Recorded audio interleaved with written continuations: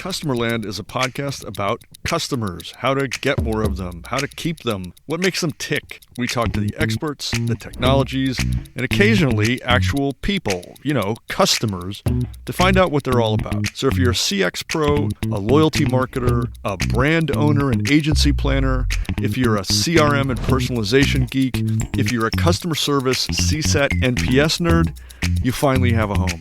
I'm Mike Giambattista. Welcome to Customerland.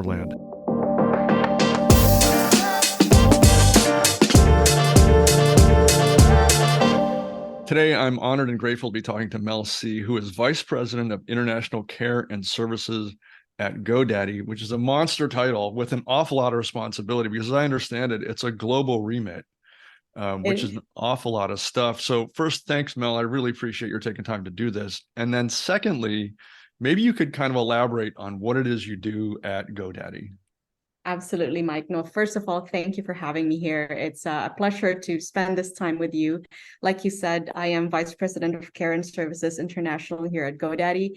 So in simple terms, what I really do is I lead the international care organization here, and I am based in London, United Kingdom. So it's a nice, sunny, all of a sudden afternoon here. I have been in this space, in the customer care and customer experience space for about 20 years now. So I'm really dating myself there. Well, just for context, this is a podcast, so there's no video here, but Mel appears to be about 25 years old maximum. So I don't know how that really worked. I appreciate it. Maybe it's all the Zoom filters. Right. But I definitely don't feel 25 for sure. Right. I wish I could go back there, but in those 20 years, I've really just been putting myself in the shoes of customers.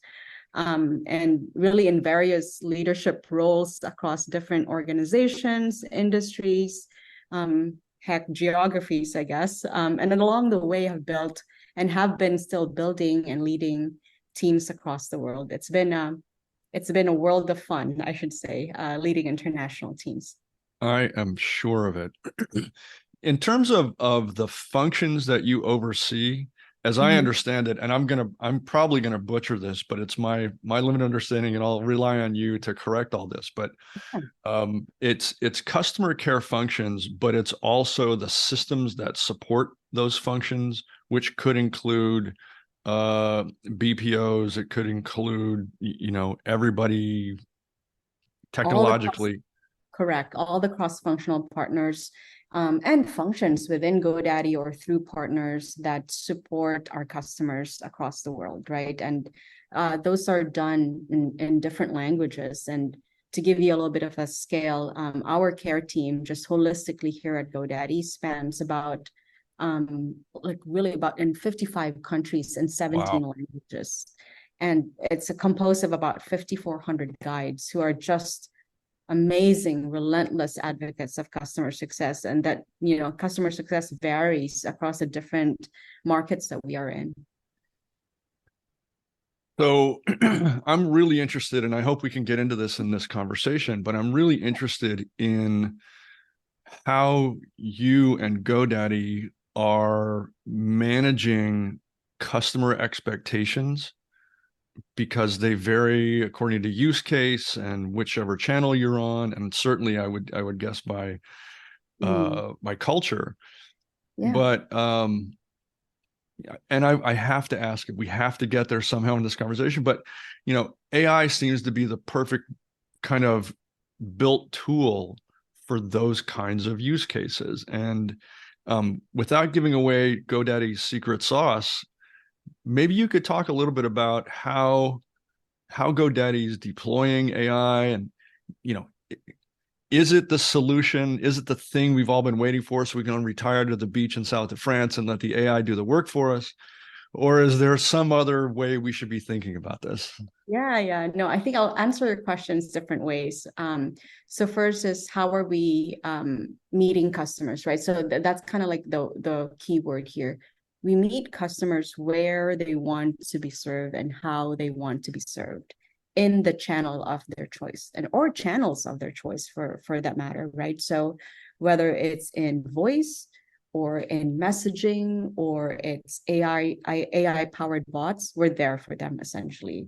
So for the question of AI and how GoDaddy kind of uses that, we really use that to the benefit of our customers, right? And people were asking me, what do you think the future is with AI? I'm like, I think the future is exciting, I do right? too. Because really, we look at it here, I look at it specifically as AI unlocks so many possibilities to elevate customer experience, whether it's increasing CSAT, NPS, or improving product fit through AI-powered next best action, or simply reducing time to resolution. All of it is now possible at an accelerated level because of AI. And I think the possibilities there are quite vast. And additionally, it is an exciting time to be a customer. We are all customers. I look at it from both lens, right? From a kind of a customer experience, customer care executive, but also from being a customer. It's an exciting time to be a customer. AI introduces an advanced level of self-help capability that we've never really been able to do before at an accelerated pace. Yeah. So I've in my position, I talk to a lot of CX executives, people who are designing programs and systems at a fairly large scale, and it's interesting to me that the kind of change in the language of AI and how people are thinking about it as it relates to CX, because I think there was, I'm going to say this is a year ago, more or less. You bring up the idea of AI and CX, and it was just kind of like, yeah, we can do that. We have certain AI functions that we're using. And then there was this, I'm going to just say a news cycle where everybody became afraid of AI. It was too scary to address in the media. People just didn't want to talk about it, although everybody kind of knew about it.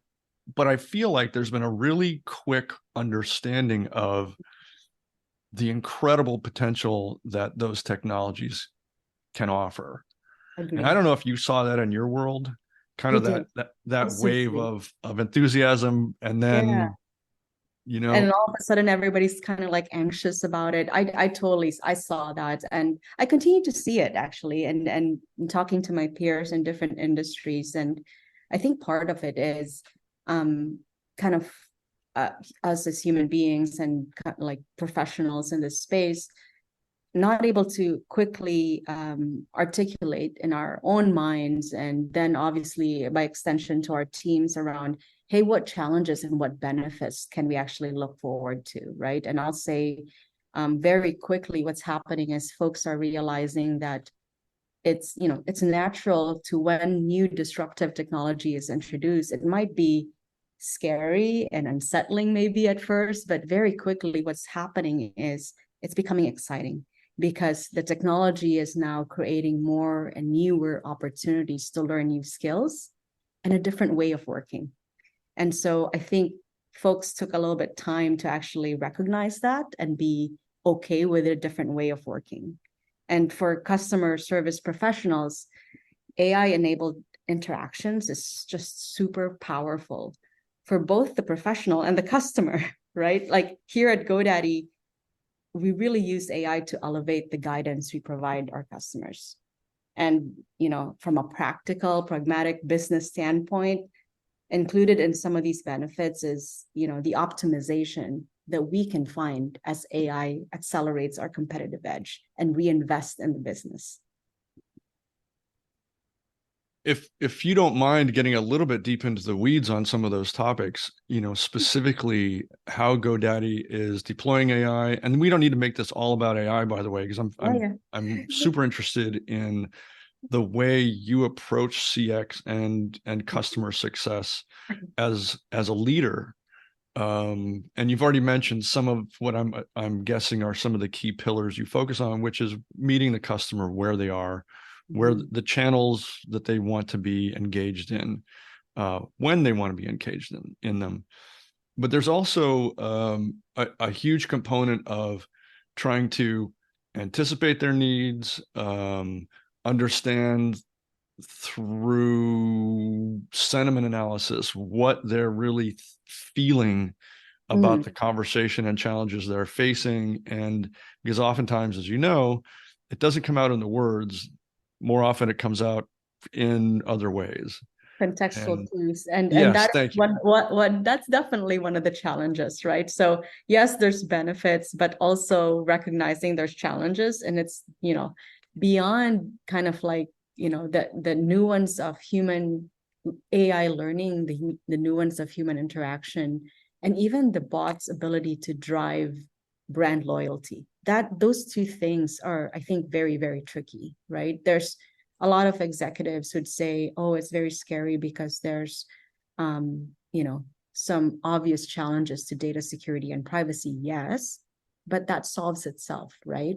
And actually, frankly, I think that the industry's actively solving that. What I am very, very curious about is really how do we kind of untap that ability, you know, the AI enabled interactions ability then to anticipate needs, right? And almost read the context, the subcontext of what, you know, what a customer is meaning or wanting to say, right? Whether it's in text or even in voice. Yeah.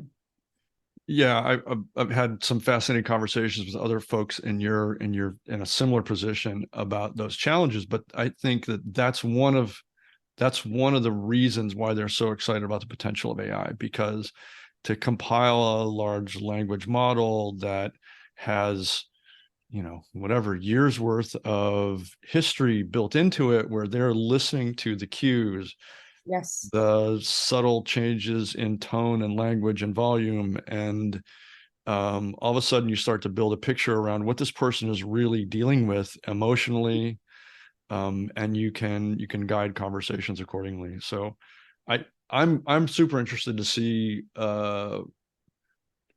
if GoDaddy is actually there yet, or if that's a place you're tracking towards. Um, Tracking towards is the answer, right? okay, Definitely all right. tracking towards, and then you add the complexity. There's that complexity, but you also add the complexity of culture and language. That's definitely something that we're like, oh, interesting, right? Like one thing that is kind of like just out there, right? When you go to the GoDaddy website, it's amazing because we've made so much progress um, in the prompt library, right? It's a very practical tool for a lot of entrepreneurs around the world, in English, right? Where they can go to this resource, right, in the prompt library and just kind of ask for help, right? And it's democratizing this tool for help as an entrepreneur on, okay, I need to name my business, this is my idea, I need some help with digital marketing or even content creation. It's all out there now. So and that's really rooted upon when we created this prompt library. I remember the conversations internally on this before we released it to the public. It's just really, it's fascinating how it's so rooted upon what is top of mind for a small business owner. That time is money, right? And we don't have, as an entrepreneur, you don't have the luxury of time to kind of, you know, research everything. You just go, right? You have this money, you want to invest in it, you have this idea, you just go, and everything follows along. And having this tool is just amazing, where not only are you able to name the business, but now all of a sudden you can see your future and how you scale it because you have the tools that you need. So that's kind of like one of those practical things that, to your question, if are we there yet, we're definitely tracking there. I wish we would be faster. Just like any other company, right? So yeah.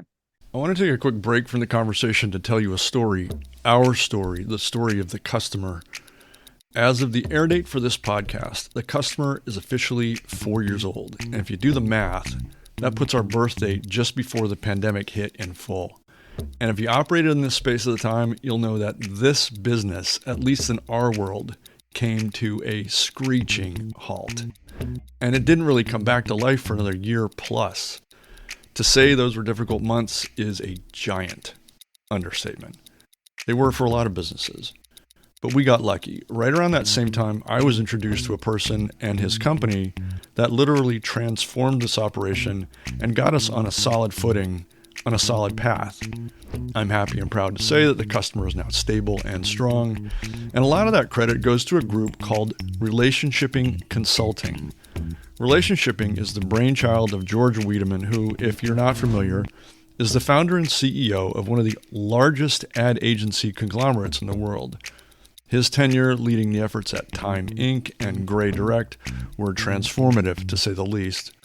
And now George and his team are helping organizations across the customer engagement ecosystem to build healthier businesses and happier shareholders.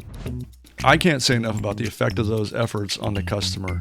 Suffice to say, if your business operates in some corner of this big ecosystem, and if you're looking for a growth partner and strategist, you really should give Relationshiping a shout.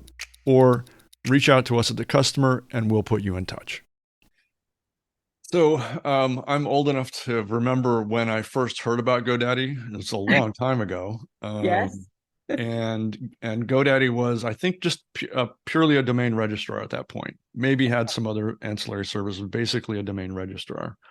But it was one of the first, best, biggest of that time. And over time, the company has morphed. The company has layered in, as you're saying, many more services geared towards small businesses and entrepreneurs in general, each of which adds a new, I was going to say layer of complexity, but I would say layers of complexity for each one of those business lines. And they all roll up into you. Not quite. Okay. We do have product managers that manage those products. What rolls up to me is the support of those products and services, right? And hence we have the 5,400 guides around the world that are, super strong and super dedicated to see through the customer's journey and help them be successful. But yeah, there's definitely a lot of complexity, and kind of this is why I'm super excited about AI, right? Because, next best action, it's been there. Like, there's different vendors and tools that's available for next best action, but not in this kind of level where it is, all encompassing, and it's actually truly thinking ahead, right?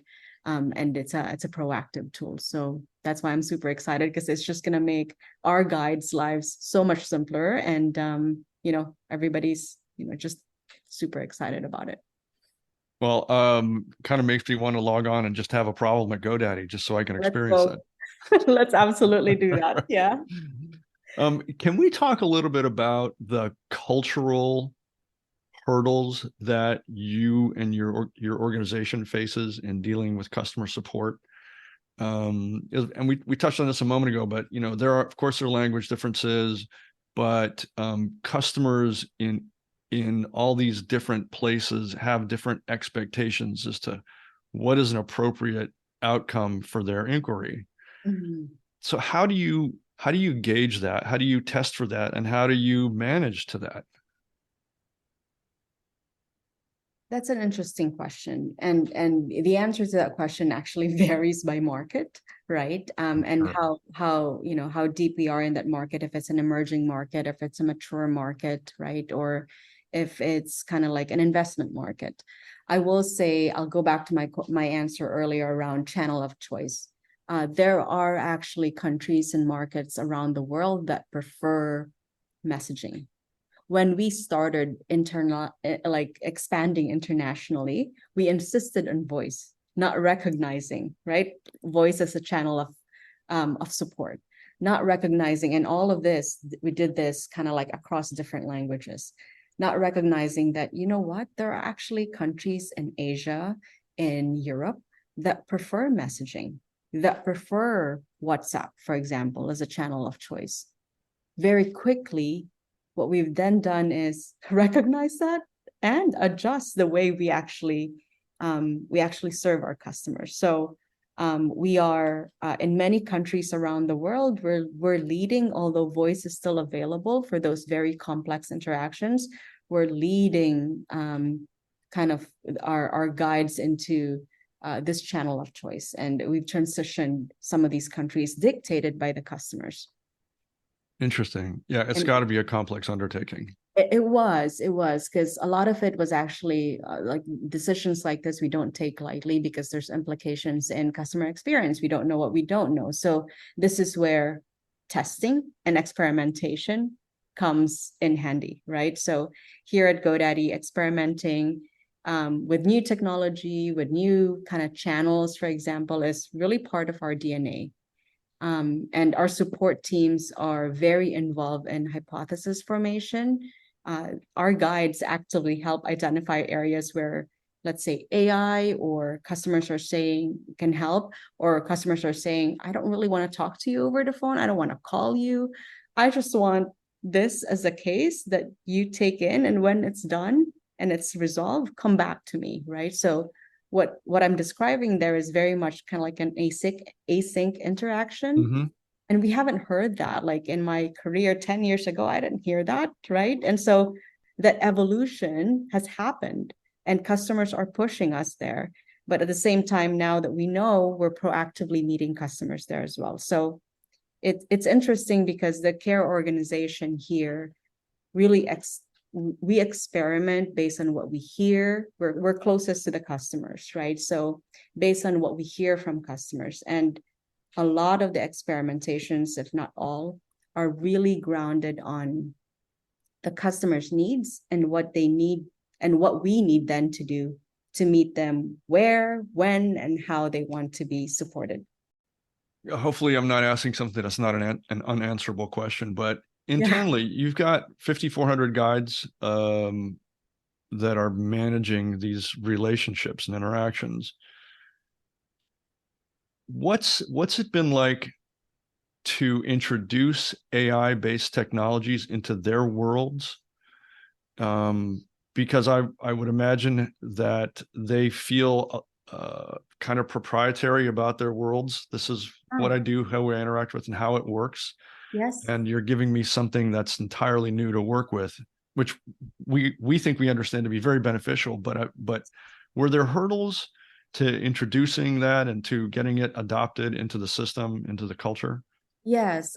No, I think that's a great question. I wouldn't call it hurdles, more like an adjustment, because essentially in the beginning, like you go back to our previous conversation around kind of like challenges and the fear of the unknown. There's definitely some of those, but here at GoDaddy, we're very intentional about making sure that we're educating our team around this is actually a tool that will help you help your customers. Right. And so that's what we've been doing, right? Whether we help customers at the forefront before they even get to a care guide, or during that conversation where the care guide's got a question that needs to be escalated to a higher level, then that's where kind of AI can come in and say, this is what you should be looking at. This is how we should be talking to customers about this product, this issue, and the resolution, therefore. So it's been a welcome kind of tool for the team.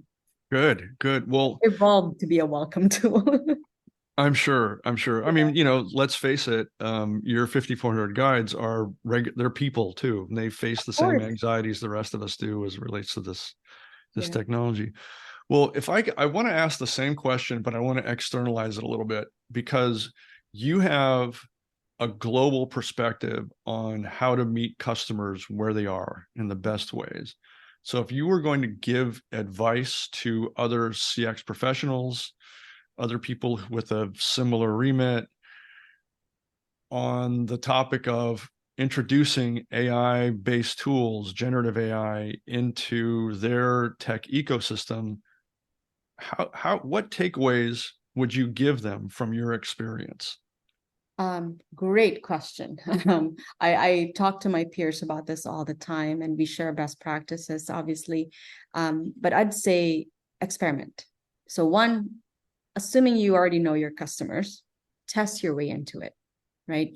Make sure that you're grounded and clear on what is the end game. Is it cost savings? Is it empowering customers? Is it revenue generation? Be very grounded in what you want to accomplish. I think it can be all, right? Like it can essentially encompass all of those things as a business owner, especially if you're a P&L holder, right? So if you own a P&L, obviously you look at this holistically. I would encourage, executives to look at this holistically and really be grounded on the solutions that you want to be out there for your customers, and elevated solutions. Would you say, great advice? I should have written that down myself, but would you say that there is a natural starting point for introducing AI into an organization, or it might even be a valid question, or is there another starting point? I mean, how would you begin that? I think so. I think it's depending on what type of company. If you're a product-led company, then definitely there's, optimizations that can be found in product releases and even product creation or development. If you are a, customer in a BPO space, customer service organization, there's so much opportunity there from a process standpoint, whether it's content and training, content creation, onboarding, right? There's so much possibilities that you can look at depending on the industry. But I do believe that there is a natural starting point depending on the industry and the company. Great advice. I think that could be, and maybe it should be, the topic for a follow-up conversation, because I think you're in a unique position in that your perspective is truly global. You have a vast number of customers, of customer types, of cultures and technologies you have to deal with. And I think it would be fascinating for me, but I think it'd be really invaluable for our readership and listenership to hear, just how you navigate that as a CX leader.